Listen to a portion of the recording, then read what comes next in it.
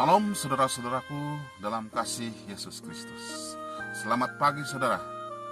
Saya harap saudara-saudara dalam keadaan yang baik-baik, dalam keadaan yang sehat-sehat, di samping keluarga yang tersayang, di samping merasakan kasih Yesus yang sangat luar biasa setiap hari.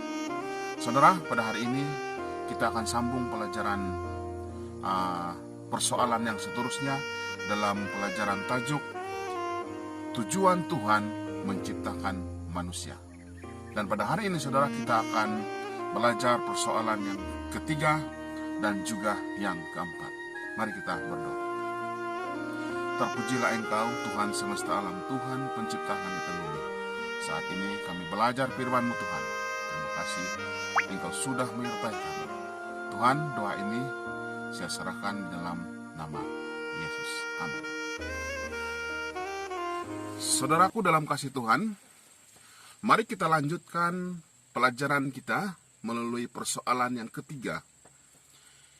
Persoalan yang ketiga ini saudara berbunyi seperti ini. Ketika Tuhan menciptakan, Dia melakukan itu dengan bersabda ataupun berfirman. Apakah gambaran dari kata-kata kita? Apakah gambaran dari kata-kata kita, saudara?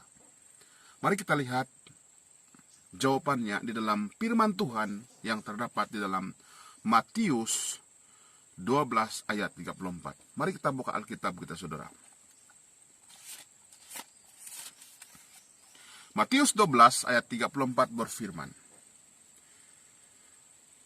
Hai kamu keturunan ural beludak, bagaimanakah kamu dapat mengucapkan hal-hal yang baik, sedangkan kamu sendiri jahat, karena yang diucapkan mulut meluap dari hati. Saudara-saudaraku dalam kasih Yesus Kristus, apa yang diucapkan oleh mulut, itu ada dalam hati kita, saudara. Apa yang kita perkatakan di dalam mulut kita, semuanya menggambarkan apa yang dalam pikiran dan apa yang dalam hati kita, saudara. Tidak mungkin kita boleh berkata-kata dengan baik kalau hati kita ini sedang marah. Ya kan saudara? Tidak mungkin kita berkata-kata dengan baik kalau hati kita ini sedang marah, saudara. Saudaraku dalam kasih Yesus Kristus, mari kita lihat bagaimana Tuhan mencipta langit dan bumi. Kita sudah belajar pelajaran yang pertama, Tuhan mencipta segala ciptaannya, langit dan bumi ini dengan firman-Nya saja, saudara. Dengan firman-Nya saja, saudara. Ya, saudara. Sungguh luar biasa. Karena Tuhan menciptakan langit dan bumi, apa yang ada di hati Tuhan. Mari kita lihat ciptaan Tuhan, saudara. Yang membuktikan bahwa Tuhan mencipta langit dan bumi ini dengan hati yang gembira, dengan hati yang baik.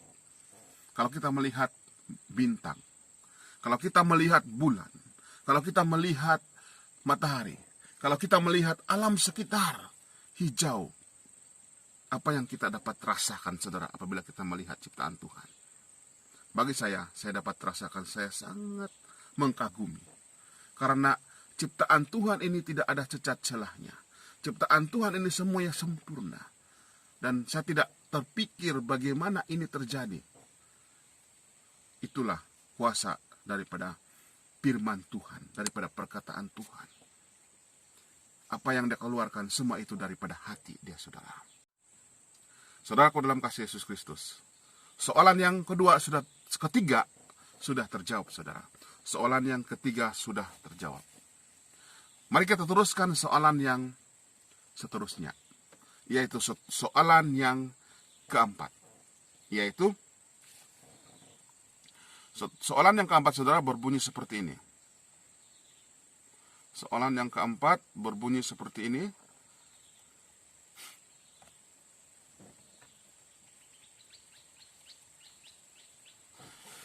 Jadi, kenapa Tuhan menciptakan manusia? Jadi, kenapa Tuhan menciptakan manusia? Mari kita lihat di dalam Yesaya 43 ayat 7. Mazmur 8 ayat 4 dan 6. Coba kita lihat, saudara. Kita lihat dulu buku Yesaya. Yesaya 43 ayat 7.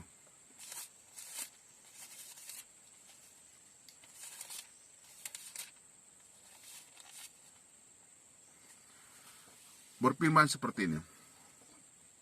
Semua orang yang disebutkan dengan namaku, yang kuciptakan untuk kemuliaanku, yang kubentuk dan yang juga kujadikan. Kita akan lihat Mazmur 8 ayat 4 hingga 6. Okay? Jika aku melihat langitmu, buatan jarimu, bulan dan bintang-bintang yang kau tempatkan, apakah manusia sehingga engkau mengingatkannya? Apakah anak manusia sehingga engkau mengindahkannya? Namun engkau telah membuatnya hampir sama seperti Allah, dan telah mengkotainya dengan kemuliaan dan hormat.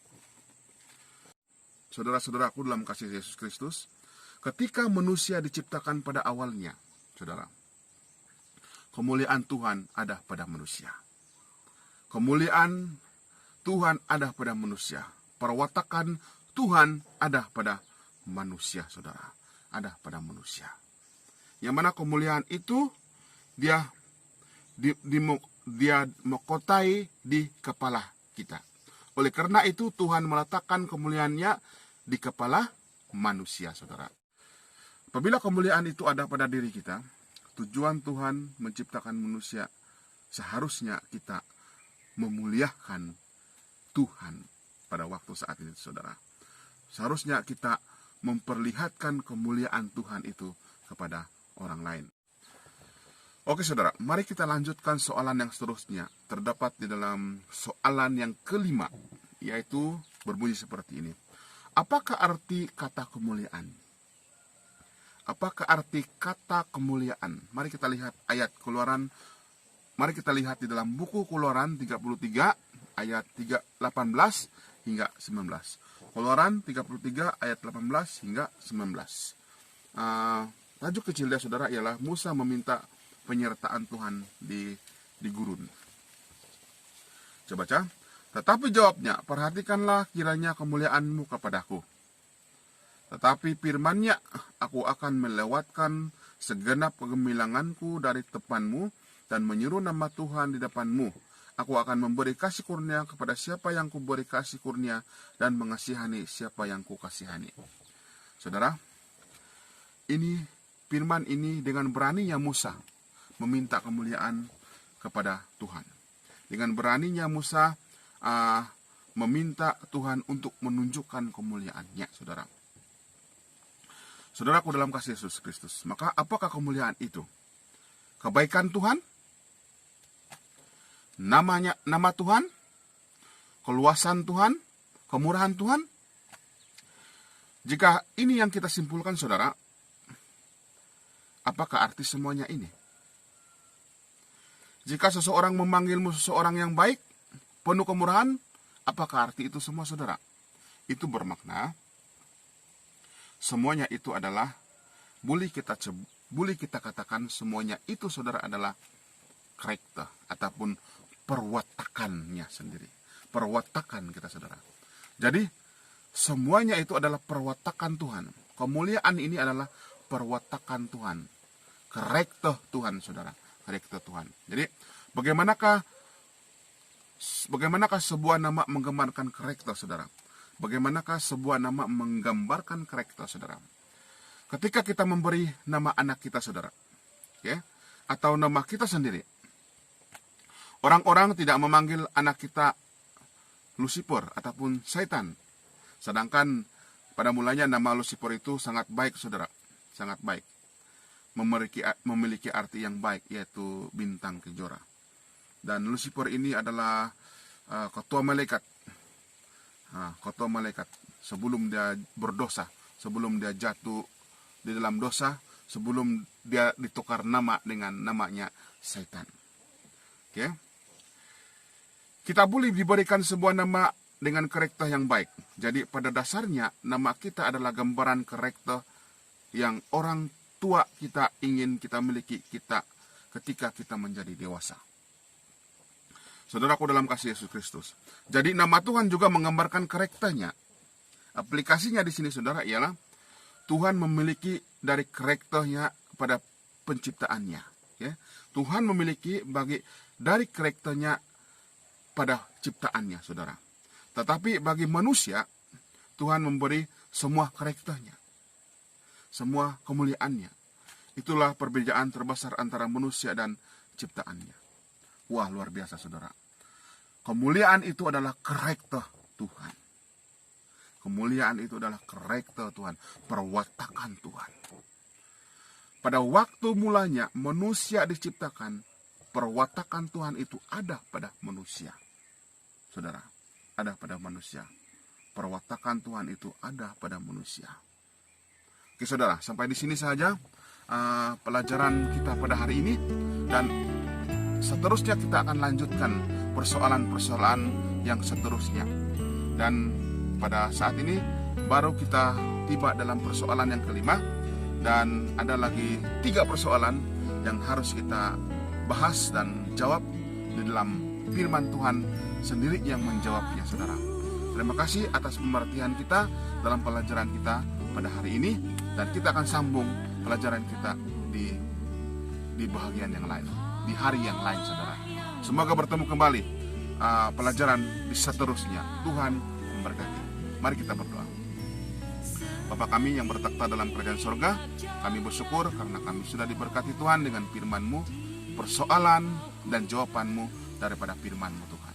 Doa ini kami serahkan di dalam nama Yesus. Amin.